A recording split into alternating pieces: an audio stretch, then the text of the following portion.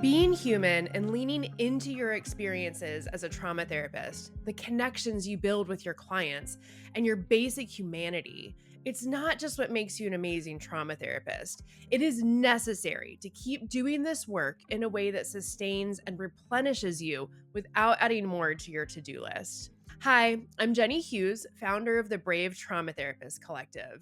In a recent video, I talked about the concept of vicarious resilience, how witnessing your client's healing and growth can truly fill you back up.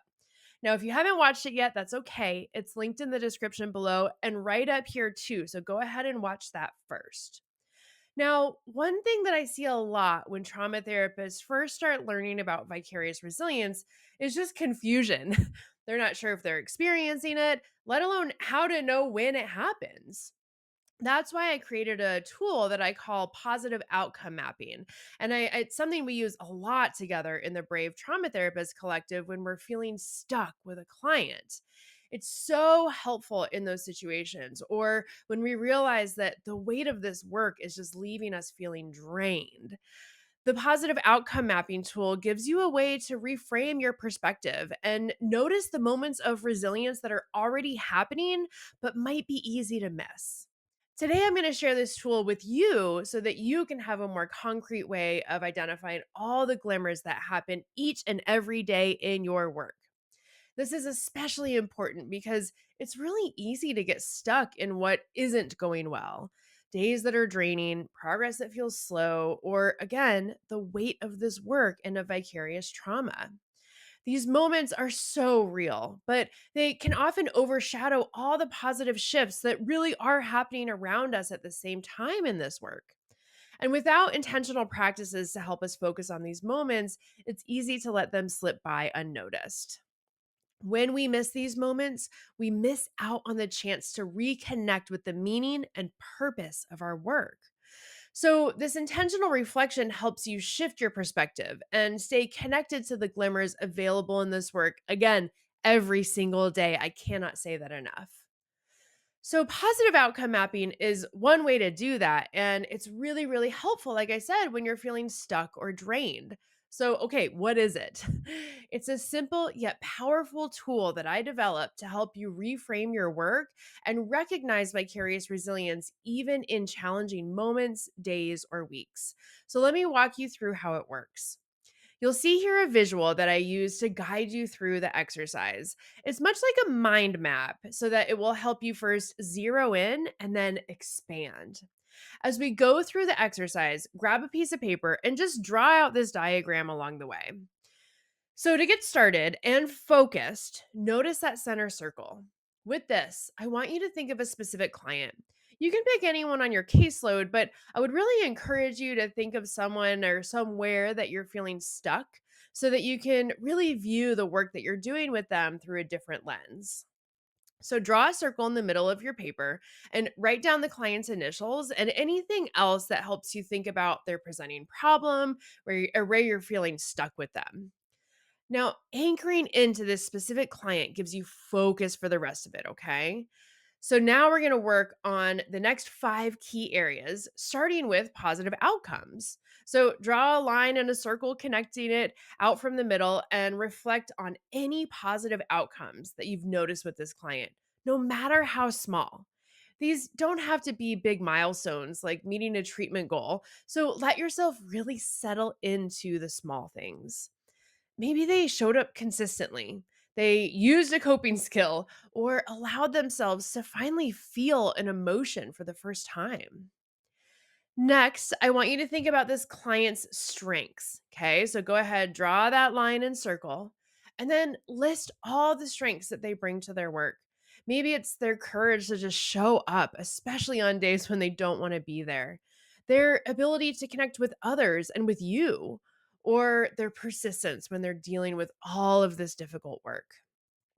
Every client has strengths, and this is your chance to highlight them, okay? When you're ready, we'll next look at coping strategies that this client has. And remember, even clients who say they don't have any coping skills often do. And you've probably seen them use them, at least in session. And often they don't even realize it or recognize it. Okay. So maybe they use humor, or they lean on the relationships in their life, or they practice self care without labeling it that way. Write these down. Now, we're going to look at these moments of grace and goosebumps. These are my two favorite parts of the positive outcome mapping. With moments of grace, these are the beautiful moments when the work took an unexpected turn for the better.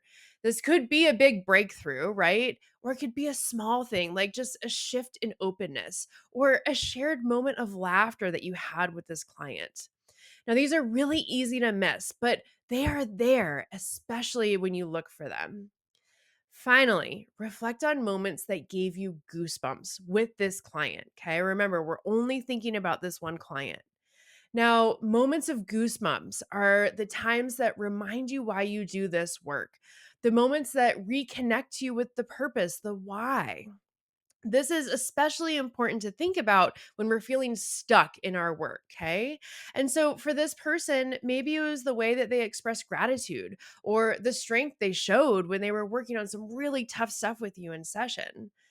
These moments really, really matter for you as the trauma therapist and for the client. And so these can be really wonderful times to use some self disclosure of feeling or experience to let them know, okay?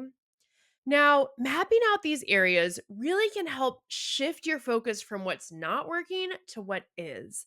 And it creates a clear picture right in front of you of the resilience that's already present in your work with that client. So now that you have completed your positive outcome map, take a moment to sit back and take it in. Okay. Notice what happens in your body now that you have explored all these areas for this specific person. Allowing for this self reflection is a super important part of this exercise because positive outcome mapping is not just about recognizing the good in your clients, it's also about reconnecting with your own human experiences of this work. Okay. When you allow yourself to lean into these moments of grace, the small wins, and especially the goosebumps, you're practicing being human in your work. You're building resilience, not by doing more, right? We're not adding more stuff to your to do list, but by reflecting on what's already there and present. So, as you start using this more regularly, you're going to find that this practice not only sustains you, but it also makes you a better therapist. Because when you're attuned to these moments, you show up for your clients differently with more energy, more compassion, and more hope. As this vicarious resilience begins to build in your brain and body, you might start to notice how you even have more energy for this work and because of this work. One more quick tip. The greatest way to enhance the power and energy of vicarious resilience is to share it with other trauma therapists, to share these glimmers with them and tell them about it. Not only does that practice affirm the renewable energy source for your brain and body, but by sharing it with your colleagues, it can really shift things for them too, even when it's not even their client. So, what's one moment of grace or a goosebumps moment that you experienced with a client recently? Now that you've completed a positive outcome map for one, let us know in the comments. Of course, de-identified, but tell us what it was like to have that moment of grace and or goosebumps.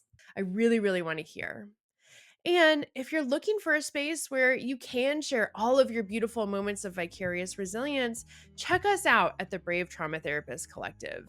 It is truly unlike any other therapist space because it's a community where you can let your hair down, you can be received, and just be human. You'll find the link in the description to learn more, and never hesitate to reach out to me with questions. I'm here to help. Thank you so much for watching, and I'll see you next time.